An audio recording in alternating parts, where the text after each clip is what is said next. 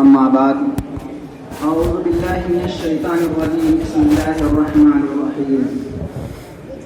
وقال النبی صلی اللہ علیہ وسلم انما العلماء ورثۃ الانبیاء او کما قال علیہ الصلاۃ والسلام۔ لائق صدر انجمن اور میرے سامنے بیٹھے ہوئے علم کے طلبگار بھائیوں، آج کے اس ہفتہ واری انجمن میں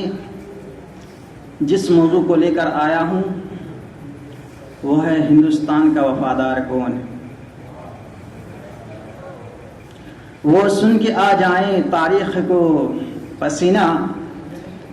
وہ سن کے آ جائیں تاریخ کو پسینہ، تیرا دیا کسی نے میرے خون میں سفینہ۔ یہی وہ ملک ہندوستان ہے جس میں مختلف مذہب و ملت، دین و دھرم کو ماننے والے کوئی ایک خدا پر معاشر کی عبادت کرتا ہے تو کوئی سینکڑوں دیوی دیوتاؤں کے آگے سر جھکاتا ہے، کوئی پتھروں کو پوجتا ہے تو کوئی درختوں کے آگے اپنا سر تسلیم خم کرتا ہے، کوئی گاؤ ماتا کہہ کر اس کو بھگوان کا درجہ دیتا ہے، کوئی فوٹو اور تصاویر کے سامنے اپنے ہردے کو شانتی پہنچاتا ہے۔ اسی دھرتی نے جہاں بڑے بڑے باپوں کو بھی جنم دیا اور ہم لوگ بھی اسی ملک ہندوستان کے سرزمین پر پیدا ہوئے ہیں۔ اس مٹی نے ہماری پرورش و پرداخت کی ہے، تہذیب و شائستگی کا اعلیٰ معیار عطا کیا ہے۔ ہم کو اس ملک کے ذرے ذرے سے پیار ہے، کیونکہ جس مذہب کو ہم ماننے والے ہیں اس نے ہمیں بے وفائی نہیں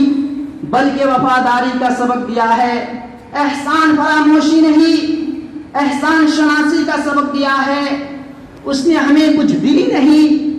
بلکہ حوصلہ دیا ہے، اس نے ہمیں لومڑی کی عیاری نہیں بلکہ شیر کا دل عطا کیا ہے، اس نے ہمیں تلوار کے سایوں میں جینا سکھایا ہے، اس نے ہمیں توپوں اور ٹینکوں سے نشانے بنانے کا حوصلہ دیا ہے۔ ارے سرزمین مکہ والوں سے پوچھ لو، سرزمین مدینہ والوں سے پوچھ لو، سرزمین مصر و شام سے پوچھ لو، روس و ایران سے پوچھ لو، روم و فارس سے پوچھ لو، اندلس و اسپین سے پوچھ لو کہ کیسی کیسی وفاداری کا ثبوت ہم نے پیش کیا ہے۔ جب ہم مکہ میں تھے تو مکہ والوں کے ساتھ بھی ہم نے وفاداری کی تھی، اور جب ہم مدینہ میں تھے تو مدینہ والوں کے ساتھ بھی ہم نے وفاداری کی تھی، اور جب ہم مصر و شام میں تھے تو مصر و شام والوں کے ساتھ بھی ہم نے وفاداری کی تھی، اور جب ہم روس و ایران میں تھے تو روس و ایران کے ساتھ بھی ہم نے وفاداری کی تھی، اور جب ہم روم و فارس میں تھے تو روم و فارس کے ساتھ بھی ہم نے وفاداری کی تھی، اور جب ہم اندلس و اسپین میں تھے تو اندلس و اسپین کے ساتھ بھی ہم نے وفاداری کی تھی، اور جب ہم اس ملک ہندوستان میں تھے تو اس وقت ہم نے ایسی وفاداری کا ثبوت پیش کیا کہ دنیا حیران مشتر رہ گئی۔ اسی بھارت کے آرام و حفاظت کے خاطر ہم نے گولیاں کھائی، توپوں اور ٹینکوں کے نشانے بنے، پھانسی کے پھندوں پر چڑھنا پڑا، جیلوں کی مشقتوں کو برداشت کیا۔ میرے بھائیوں اور دوستو، جب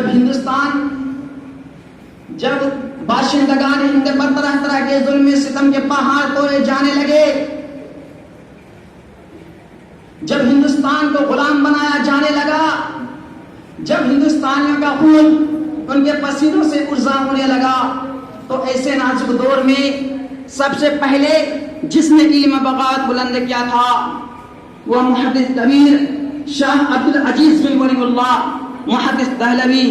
لیکن شاہ عبد العزیز کا کیا فتویٰ تھا کہ انگریز کی نیندیں حرام ہو گئی، جگہ جگہ آزادی کے شعلے بھڑکنے لگے، جگہ جگہ آزادی کے پرچم لہرانے لگے، سینوں میں ولولے مچلنے لگے۔ یہ ایک حقیقت ہے کہ اگر ہندوستان کی آزادی میں